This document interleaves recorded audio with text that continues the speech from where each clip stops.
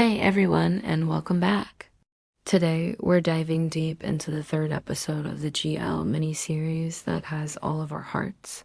My Wednesday. If you thought the tension was high before, this episode just turned it all the way up, delivering a beautifully crafted chapter in Hana and Min's evolving story.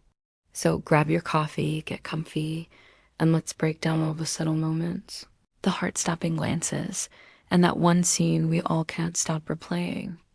The episode kicks off with Hana, and honestly, the mood is set perfectly from the very first frame.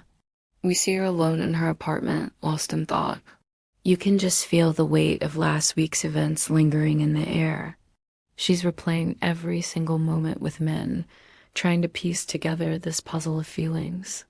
What I love so much about this series is how it trusts us, the viewers, to understand what's happening without spelling it out. Hana's turmoil isn't explained through heavy dialogue. It's shown. It's in the way she stares out the window, the way she touches her own lips, the slight furrow in her brow. It's that classic show, don't tell principle, and My Wednesday is a masterclass in it. We feel her confusion, her longing, and that spark of excitement, all through these quiet, intimate shots. It makes her journey feel so personal and real. Then we get to school, and the atmosphere is just electric. Hana spots Min in the hallway, and what could have been a simple hello feels like a scene from a high-stakes drama. The air is thick with everything they're not saying. The writers are playing a long game here, building this incredible tension brick by brick. Every casual interaction is loaded with subtext. When Min gestures for Hana to take the empty seat next to her in class, it's not just a friendly offer. It's an invitation. It's a small but significant step, pulling their orbits just a little bit closer. The camera lingers on them for a second, longer than necessary, letting us soak in the quiet intimacy of that moment. It's a testament to how powerful proximity can be when feelings are involved. They're not just classmates anymore. They're two people who are acutely, almost painfully, aware of each other's presence. This episode also gives us a much-needed glimpse into their vulnerabilities, which really deepens their characters. We get a scene where Hana finally opens up to her best friend. She puts words to her feelings for Min, admitting her fears and her hopes. This is such a crucial moment for Hana. It shows that beneath her composed exterior, she's just as nervous and uncertain as anyone would be when falling for someone. She's scared of rejection, but she's also so full of this desire for closeness. It makes her incredibly relatable.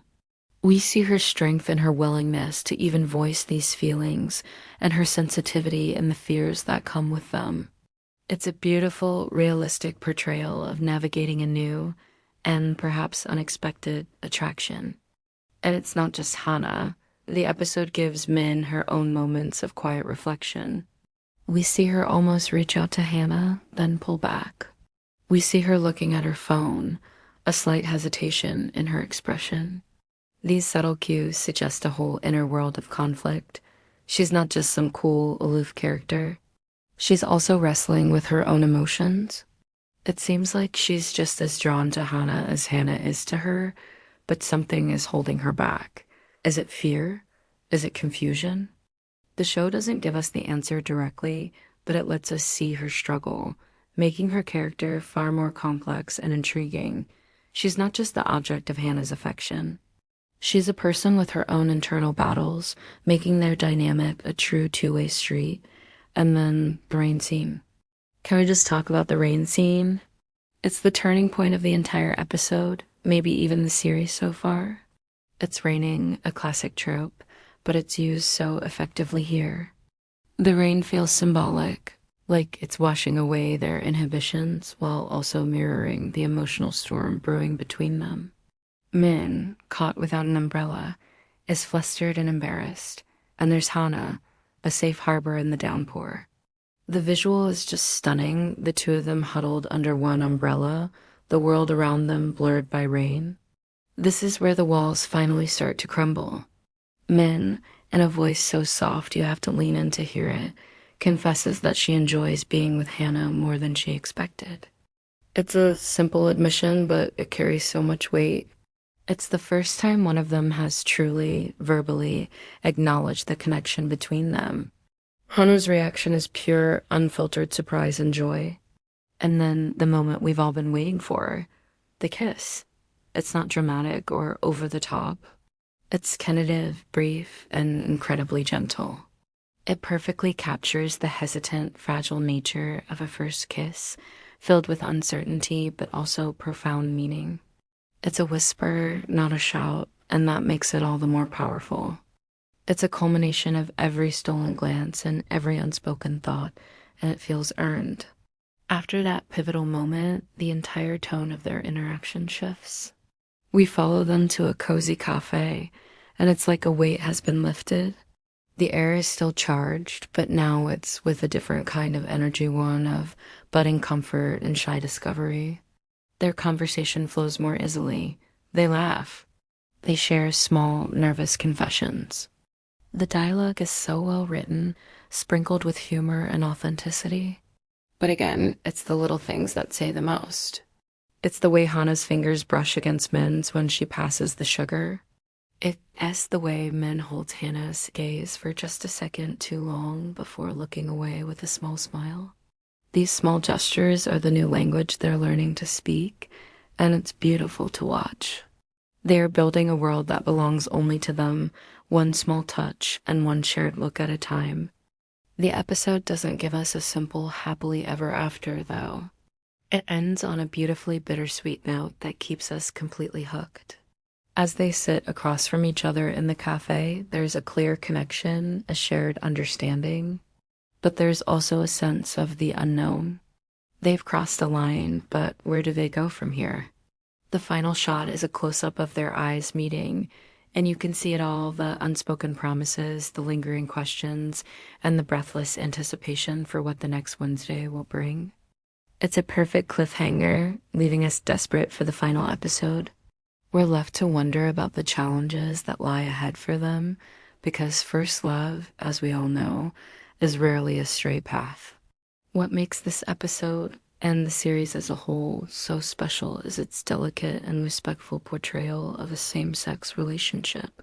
It avoids melodrama and cliches. Instead, it focuses on the universal experience of falling in love, the nervousness, the excitement, the fear. The pacing is patient, allowing the emotions to develop naturally. The cinematography is so thoughtful, focusing on tiny details that add layers of authenticity and emotional depth. The story touches on themes of self-discovery and the courage it takes to accept and embrace your feelings, especially when they're new or unexpected. It's a story that feels both specific to their experience and universally relatable. In conclusion, episode 3 of My Wednesday is a triumph. It's a tender, heartfelt, and emotionally resonant piece of storytelling that masterfully captures the intoxicating early stages of a romance. It blends vulnerability with playful intimacy, giving us characters that feel real and a story that feels true. For fans of the GL genre, and for anyone who loves a good romance, this episode is everything we could have hoped for and more. Now, the wait for the final episode begins. What are your predictions for Hana and Min? Let me know all your thoughts and theories in the comments below. I can't wait to read them. Thanks for watching, and if you enjoyed this breakdown, don't forget to like and subscribe for more content. See you all next time.